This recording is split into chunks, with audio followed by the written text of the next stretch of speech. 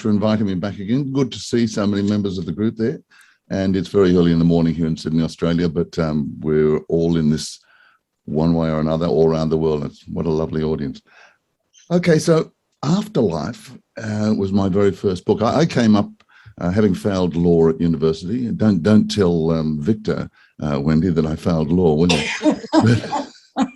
I went into radio and television and studied in the theatre at that stage instead. So and then moved on in a whole early career around communications as a radio and TV presenter, doing many different kind of things right through until the 80s when I was doing what we call Australia a talkback. I think in America it's a callback. And I had a guest on there talking about numerology, Mark Gruner. And all of a sudden, the switchboard lit up like a beacon, like a Christmas tree. And I knew I was onto a good thing there because Mark always pulled an audience in. So then Mark introduced me to an astrologer, and then I had a psychic ring me up. And this is amidst all the other guests that I used to have talking about travel, politics, all sorts of things. But I always loved the spiritual ones. So that when I reached the end of the 80s, I had a transformation time. And in astrology, we call that sort of a plutonic journey, a transformation. In normal life, it's called divorce. And so my transformation happened in 1989. And then I decided to study astrology, which I did. I knew I had to go in a new direction because my life had changed totally. But I'd been opened up into this whole area, very much so, of the spiritual and connecting with the other side and so on. So I studied astrology, and then that led into doing some psychic work. I did part of this astrology course was tarot. So I found myself doing my very first reading at the Mind Body Spirit Festival in 1991, having just graduated with a diploma in astrology. So my very first client, if you like to say that, was at a great big professional festival. And I was as nervous as get out, as you can imagine. But it all worked out really, really well. So things started to develop then. I put out to the universe to say, look, I want a change of life. I want a change of direction. And I knew that there was something going to happen. And it started to happen exactly at that time that I asked for it. So it's not sort of putting out there, I want. I just opened myself up to it, and it came because it was the right time. And from there on, I started to get some downloads and started to get feeling of connecting with the other side, all sorts of things. Then I met another lovely, lovely lady in 1993, Judy. And Judy and I clicked. We realized that we were soulmates. We'd been together in many lifetimes, and we had a wonderful tour of Europe together with my daughter as well, and then came back again and started to live together. Well, unfortunately, after 4 years, Judy developed a horrible heart-lung condition and would have needed a complete heart-lung transplant, which doctors in their wisdom decided that it was all too hard, and she probably wouldn't survive, so they wouldn't do it. So after 4 years, Judy moved off into the afterlife, much to my absolute, I was shattered, let's put it that way. And I'd started a radio program at that stage with Judy. We were living together, and we converted one of the rooms into a little studio. And I was going on a mainstream radio program here in Sydney, Australia. And we called it Celestial Power, I'm sorry, because we'd connected with her father, who was a bookie in spirit, and he gave us this wonderful, that's a bookmaker for those of you overseas, he gave us a wonderful tip on the races, and it came in at 14-1. So we realized that they were genuine. They were sending messages from the other side where you can get a 14-1 winner. Unfortunately, Bill, his name was, that was it. He was not going to give us any more information. So, typical bookie. So, but then when Judy passed over, and I was absolutely devastated, of course, and I'd had a guest on the program who was a medium, and Ruth Phillips. Now, Ruth gave me some tremendous help, because the family asked me to stand up and give the oratory, because none of them wanted to do it. So I got lumped with it. So, not only was I bleeding at the heart, but I also had to stand up with this oratory. Well, Ruth gave me this wonderful little speech to make, or a little closing thing, and then afterwards told me that she'd seen Judy standing next to me as the funeral was progressing. So Judy and I'd done a few little psychic things together, events where I was invited along. So we connected spiritually and in every other way, really. So then about 3 or 4 months after Judy passed, Ruth rang me and said, would you like to talk to Judy? And I said, well, yeah, I'd love to talk to Judy, but she's only just passed over, you know. She said, no, well, she's going to come through. So if you like to come to my place on Friday, then we'll connect with Judy. So, you know, I'm still in a really great state of mourning at that stage, as you can imagine, after just a couple of months. And after such a short time being with the wonderful lady of my life. And so I turned up at the house, and Ruth was standing sort of impatiently at the front door saying, you're late. And I said, oh, I'm terribly sorry. I must have mixed the time up. I'm a bit all over the place at the moment. So she said, come in. Look, there's a whole host of people in there waiting for you. And I thought, what do you mean a host of people? I came here to talk to Judy. I'm not giving a talk here, or, you know, or whatever. There's not an audience. So I sort of followed Ruth in, and I sort of peered around the corner to say, well, you know, where is everybody? I couldn't see a soul. But the room was full of souls. Absolutely. My parents were there. I had all sorts of people. And of course, Judy was there. It was just her way. It was just before Christmas. It was her way of bringing me a Christmas present, I guess. And we were told through Ruth, and Spirit had given us permission to connect from there on, and a little technique how we could do it. We started off with automatic writing, and then it progressed, and it wasn't very long before Judy was coming through very, very quickly to me, very efficiently, and we started to communicate. And I communicate as a medium by thought. I don't always see a vision. I see a vision every now and then, but I connect mainly through clairaudience, which is clear hearing. So I get the messages very, very strongly, and quite often I'll see visions or see images that will confirm whatever it is. So this was the beginning of my work as a medium. This was back in 1997, so it's 24 years ago now. So Judy and I started to work together because I actually got out of, I was teaching journalism at a tertiary college at this stage, as well as being on radio. And I finally decided I was offered a job as executive producer of a large theatrical production, which was going to be a worldwide tour and all these sort of things. So I thought, oh, this is a nice change of direction. So I did that. But unfortunately, we got taken over by a group of German financiers who staged a last-minute coup on the whole production, and we got booted out because they withheld all the payments. We couldn't pay the cast or anything. Another story, but it's amazing how these things unfold. So then I was asked to take over a spiritual development group in the first few years of the of the 21st century, and Judy started to come through with a group, and she became what I call my little spirit wrangler, because when we do things about the afterlife or whatever, Judy would bring people through, members of the group would get messages or whatever. And I knew it was right, because I mean, the people were sitting there. I had a group of about a dozen or 14 people or something like this, all sitting in a large circle. So Judy would bring through all sorts of people.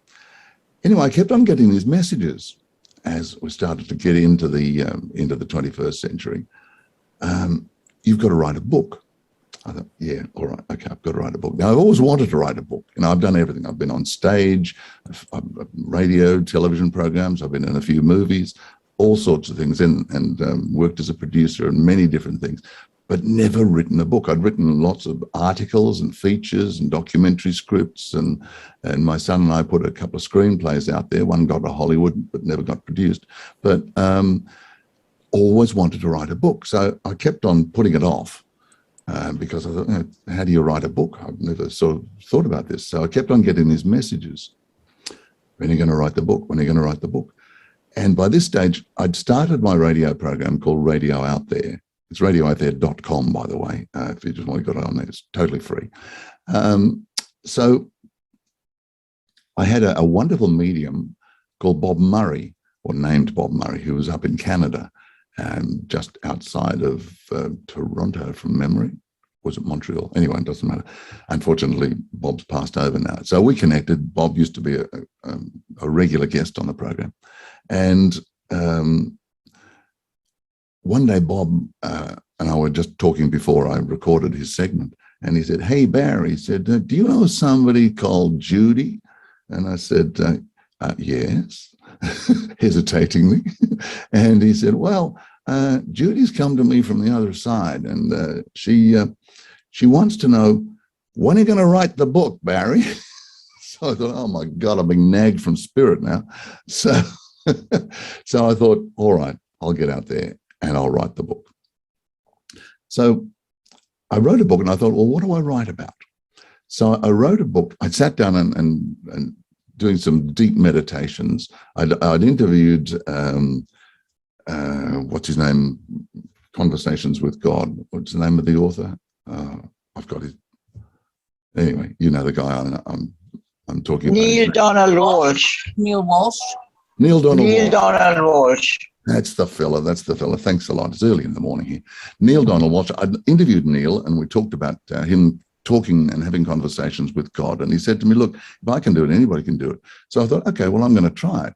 So I did. I connected. I had these wonderful crystals that I got in Brazil when I went to John of God's Casa in 2008. So I got these crystals, sat down and did some really deep meditation where I was able to raise my vibrations under instructions from the other side, and then move out there into exploring a few other dimensions. So I got all of these feedback and some wonderful quotes from, I thought it was God.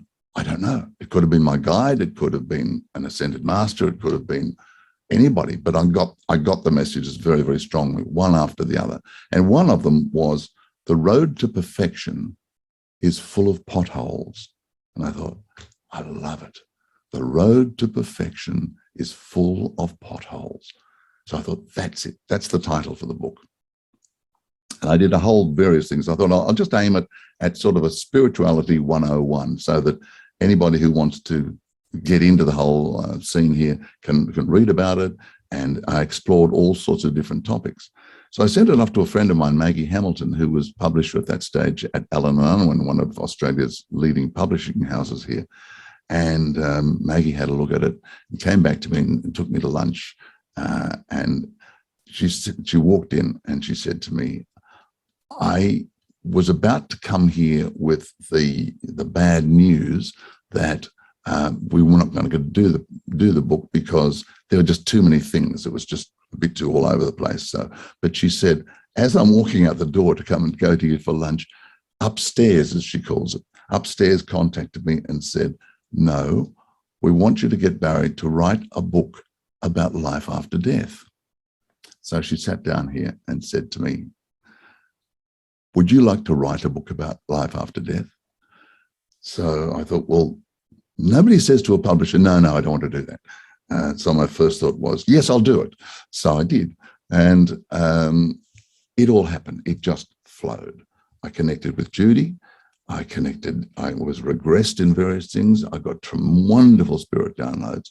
I also connected with an amazing man in spirit whom I'd known for a while. He was a former screenwriter and film producer here in Australia, John Dingwall. And one of his most famous films starred Jack Thompson, who was a very well-known actor out here. Anyway, John connected through a transmedium and came through in a whole lot of different sessions. And it turns out that John had been elected as what I termed later on my spoke spirit. And he told me after a while that he was actually not just talking for him, but he was representing somewhere around about between 90 and 100 different spirits at various levels of the afterlife. So we would sit down and we would do hour and a half sessions where I'd sit there with the transmedium, and I'd take the transmedium down into a very, very deep state. He would move aside spiritually, and John would take over. And always, I knew it was John because he would start the same way, and he had a little chuckle, and his voice, Kelly's voice would change. Kelly was the medium, and Kelly's voice would change, and John would come through. And it was absolutely fascinating, I've got to tell you, the information that came from the other side. And it just poured out. Every time we would have a session, all this new information would come out.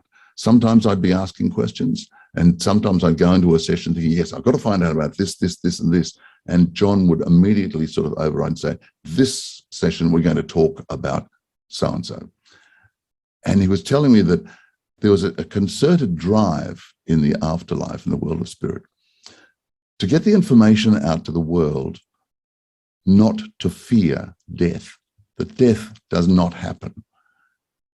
As you all know, we're not a body with a soul. We are an everlasting source of energy, the soul, call it our consciousness. There are many different labels. He also went on to tell me that the difference between the spirit and the soul, and the soul is our energy, and the spirit is the vehicle for the soul, and the spirit attaches itself to us at the heart level. So that's why we get expressions like heart and soul, because the two are linked. So when you start connecting with your heart and going into that inner part of yourself, you are connecting with your soul. And also, I by this stage also been directed. It's amazing, isn't it? When I say directed, the book fell off the shelf, and maybe it's happened to a few of you as well. But the Michael Newton's book, Journey of Souls, just literally fell off a shelf at me shortly after Judy passed. And I started to read all sorts of things. Now, that was in 1997 when she passed. And I'd forgotten about it as I was starting to write my book on which ended up being called Afterlife. And when I got all this information from John, and then later on, I went back and I sort of reconnected through Michael Newton's books, and I realized that a lot of the stuff that John was telling me, he was confirming what Michael Newton had said. For instance, that we never bring all our soul energy back to life with us. There's always a certain amount that we leave, call it your higher self, your oversoul. There are many different terms for it. But we never, ever bring 100% of our soul energy back into a body. So there's always this part of us in spirit. It's always there, and we can connect. And that's what we do connect with. So I wasn't sure when I was getting a lot of this information that was I getting it from my oversoul? Was I getting it from God originally when I was connecting, or whether I was getting it from guides or whatever? Maybe a combination. Maybe it's all tied up in one there. But anyway, this information flowed through.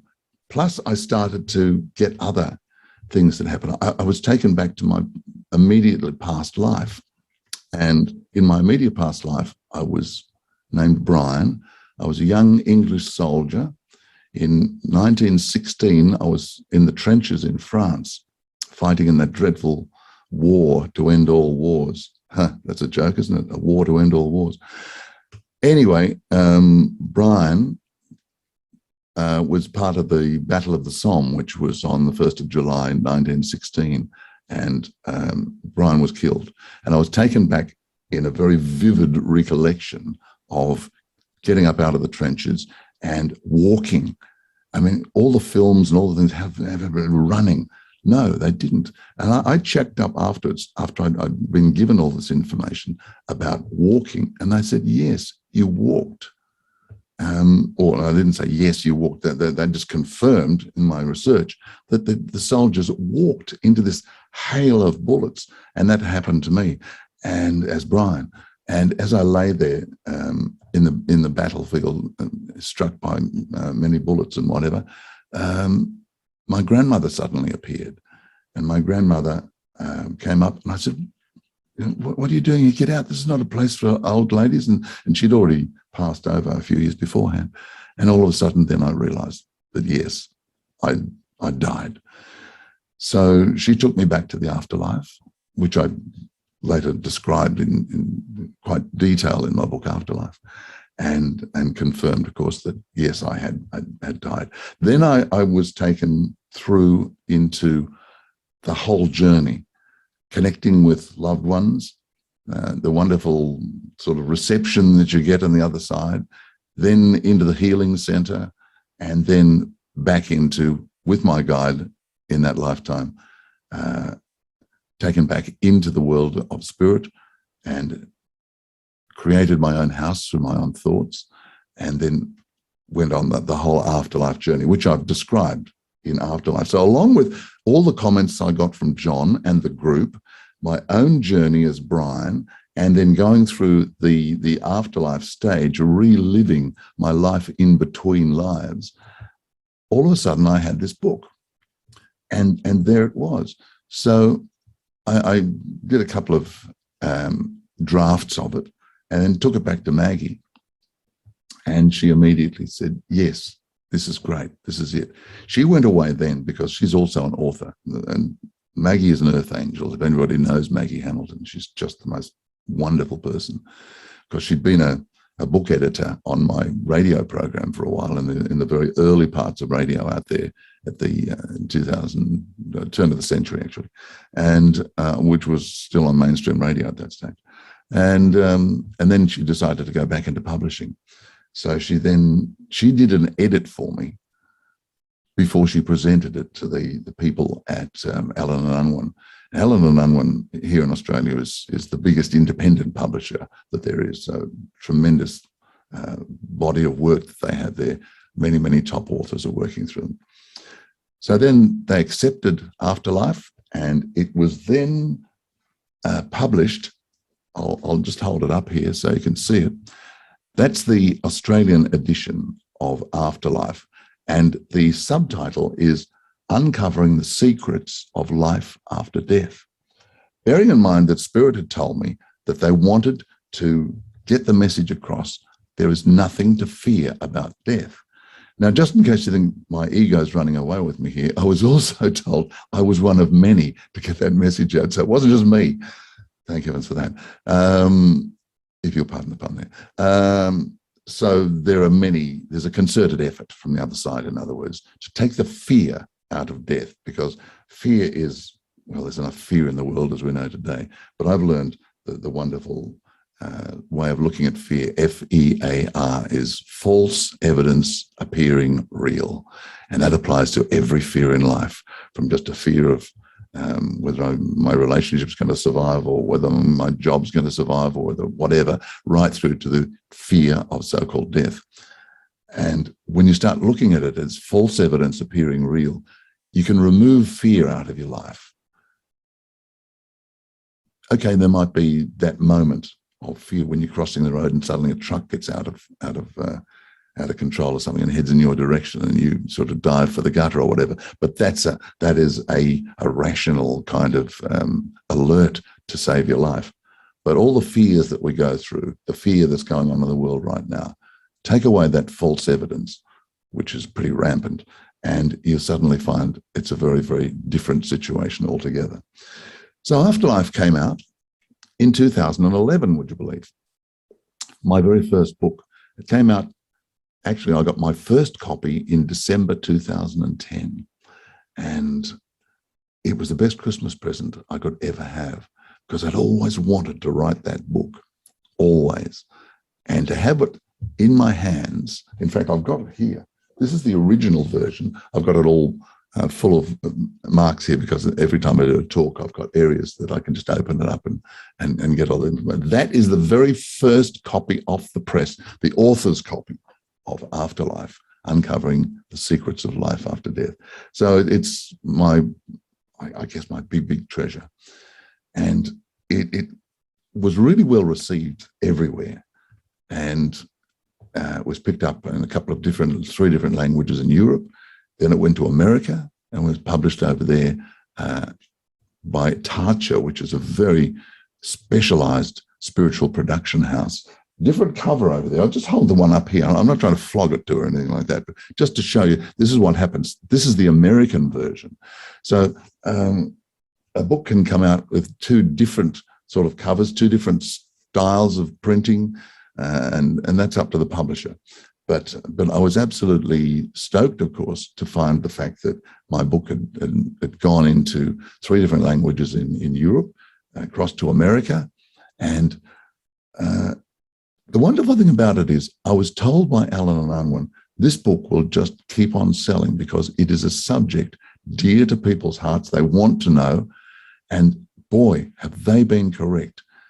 I mean, it's not falling off the shelf after 10 years, but it's certainly still selling steadily all around the world, which is absolutely wonderful. So I guess that Spirit has a hand in all of this because they were the ones that, as I said in the beginning, wanted to get me to be part of the drive to get the fear of death out of the world. And that's what they want. And perhaps it was a lead up to what's going on now, because there's so much fear about death and so much fear about all sorts of things that are going on.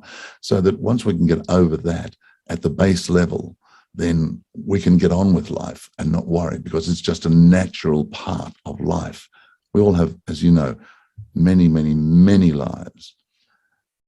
So after this was all over, and the book was published, it was getting out there, I connected again with Kelly. I was living near him at this stage. I'd moved up out of Sydney, up into the northern rivers of New South Wales, up near Byron Bay, not in Byron Bay. It's a bit of a hippie, sort of a joint Byron Bay. It wasn't those days anyway.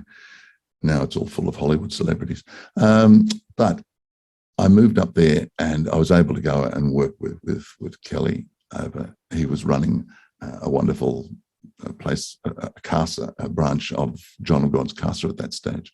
And I was working with them in there as well. And so Kelly and I sat down and did a little session just to reconnect with John, to say, thank you, John. Look, everything's happening.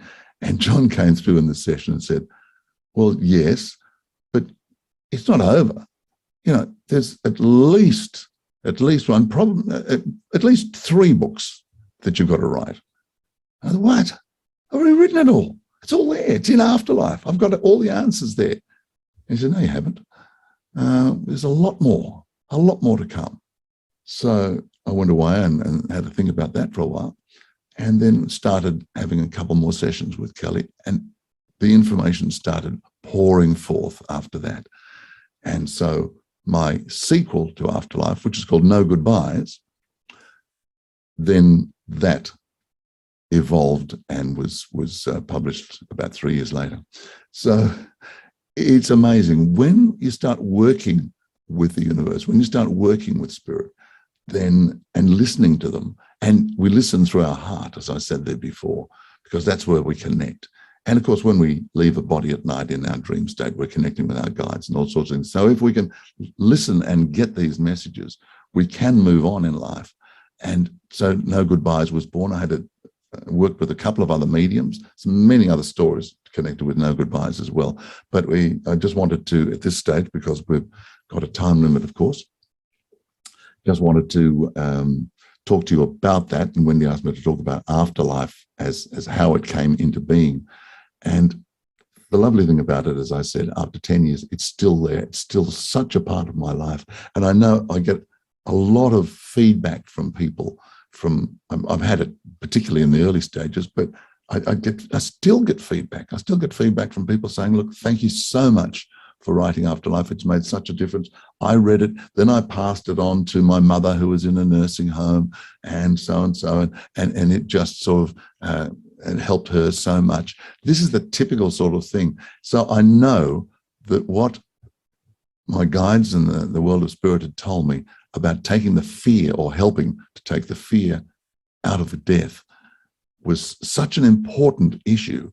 And in this last 10 years or so, that since I wrote this, I'm still getting lots of books that I'm interviewing people. And of course, Wendy and Victor with Afterlife, we started off around about the same time, because my Celestial Power program went into Radio Out There at the turn of the century.